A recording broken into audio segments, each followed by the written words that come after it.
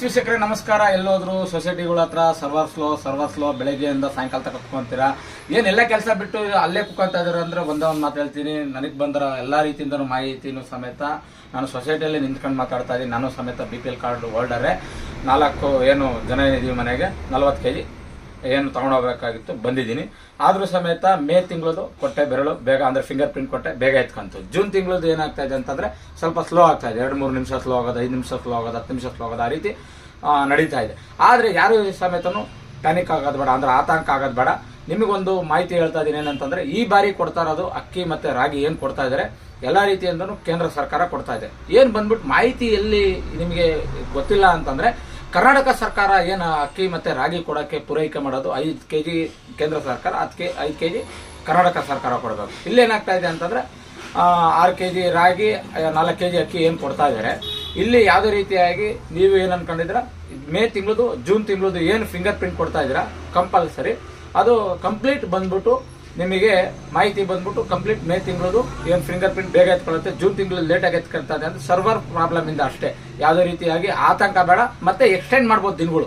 ಯಾಕಂತಂದ್ರೆ ಆ ರೀತಿ ಸರ್ಕಾರ ಮುಂದಾಲೋಚನೆ ಇದೆ, ಒಳ್ಳೆ ಆಲೋಚನೆಗಳು ಕೂಡ ಇಟ್ಕೊಂಡಿದೆ. ಮತ್ತೆ ಇನ್ನೊಂದು ವಿಚಾರ ಏನಂತಂದ್ರೆ ಬಹಳ ಮುಖ್ಯವಾಗಿ, ಈ ಬಾರಿ 6 kg ರಾಗಿ, 4 kg ಅಕ್ಕಿ ಕೊಡ್ತಾ ಇರೋದು ಕೇಂದ್ರ ಸರ್ಕಾರ.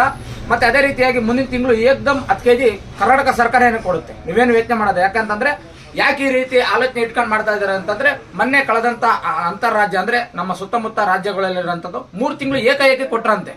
ಏಕಾಏಕಿ ಕೊಟ್ಟು ಏನಾಗಿದೆ ಅಂತಂದ್ರೆ, ದಾಸ್ತಾನು ಅಂದ್ರೆ ಉಗ್ರಾಣಗಳು, ದೊಡ್ಡ ದೊಡ್ಡ ಉಗ್ರಾಣಗಳು ಇರ್ತವೆ. 25,000 50,000 ಲಾರಿಗಳು ಬರೋ ಅಂತದಿರುತ್ತೆ ನಮ್ಮ ರಾಜ್ಯಕ್ಕೆ.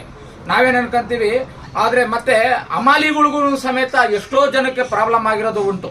ಯಾಕೆಂತಂದ್ರೆ ಅವರು ತಗೊಬರೋದಿರ್ಲಿ, ಇಳಿಸೋದಿರ್ಲಿ, ಮತ್ತೆ ದಾಸ್ತಾನು ಅಂದ್ರೆ ಜಾಗ ಕಾಪಾಡ್ಕೊಳ್ಳೋದಿರ್ಲಿ. ಯಾಕಂದ್ರೆ ಈ ಬಿಸಿ ಬೇಸಿಗೆಯಲ್ಲಿ ಅಂತೂ ಬಹಳ ಕಷ್ಟ ಆಯ್ತು.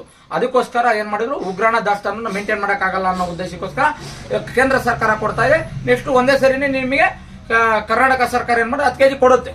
ಯಾವುದೇ ರೀತಿ ನಿಮಗೆ ಆತಂಕ ಬೇಡ.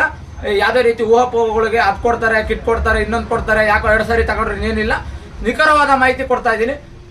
ಮತ್ತೆ ಅಂತ್ಯೋದಯ ಕಾರ್ಡ್ ಅವರಿಗೆ ಎಲ್ಲ ಸಂಪೂರ್ಣವಾಗಿ ಅಕ್ಕಿ ಕೊಡ್ತಾ ಇದ್ದಾರೆ. ಇವಾಗ 30 kg ಏನು ಅಕ್ಕಿ ಕೊಡ್ತಾ ಇದ್ರೆ ಡೈರೆಕ್ಟ್ ಒಂದೇ ಸರಿ 60 kg ಕೊಡ್ತಾ ಇದ್ದಾರೆ. ಅವ್ರು ಮುಂದಿನ ತಿಂಗಳು ಬಂದ್ಬಿಟ್ಟು ತಗೊಳ್ಳೋ ಅಂತ ಅವಶ್ಯಕತೆ ಇರಲ್ಲ. ಕರ್ನಾಟಕ ಸರ್ಕಾರದವ್ರು ಕೊಟ್ಟರು ಸಮೇತ ತಗೊಳ್ಳೋ ಅಂತ ಅವಶ್ಯಕತೆ ಇರಲ್ಲ. ಯಾಕಂತಂದ್ರೆ ಒಂದೇ ಸರಿ ಕಟ್ ಕಳಿಸ್ತಾ ಇದ್ದಾರೆ. ಯಾಕಂತಂದ್ರೆ ಪೂರಾ ಬಡತನದಲ್ಲಿ ಇರ್ತಾರೋ ಅದಕ್ಕೋಸ್ಕರ ಅಂತ್ಯೋದಯ ಅಂತಾರೆ.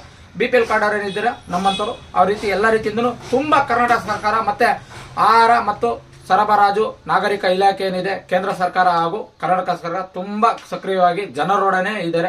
ಮತ್ತೆ ಅದಕ್ಕೆ ಸೊಸೈಟಿ ಮಾಲೀಕರು ಏನಿದ್ದಾರೆ ಅವ್ರನ್ನೆಲ್ಲ ನೀವೆಲ್ಲ ಏನ್ ಅನ್ಕೊಂತೀರಾ, ಊಹಾಪೋಹಗಳು ಹಿಂಗೆ ಲೇಟಾಗಿ ಕೊಡ್ತಾ ಇದಾರೆ, ಹಣ ಆ ರೀತಿ ಆಯ್ತು ಈ ರೀತಿ ಆಯ್ತು. ಯಾವುದೇ ರೀತಿ ಇಲ್ಲ. ಅವ್ರು ಕರೆದಾಗ ಹೋಗಿ. ಯಾಕೆಂತಂದ್ರೆ ಇದು ಈ ರೀತಿ ಇದೆ ಅಂದ್ರೆ, ಸರ್ವರ್ ಅಂತಂದ್ರೆ ಮೊಬೈಲಾಗ ಹೆಂಗ್ ಸ್ಟೋರೇಜ್ ಇರುತ್ತೋ ಬೇಗ ರಿಫ್ಲೆಕ್ಟ್ ಆಗುತ್ತೆ.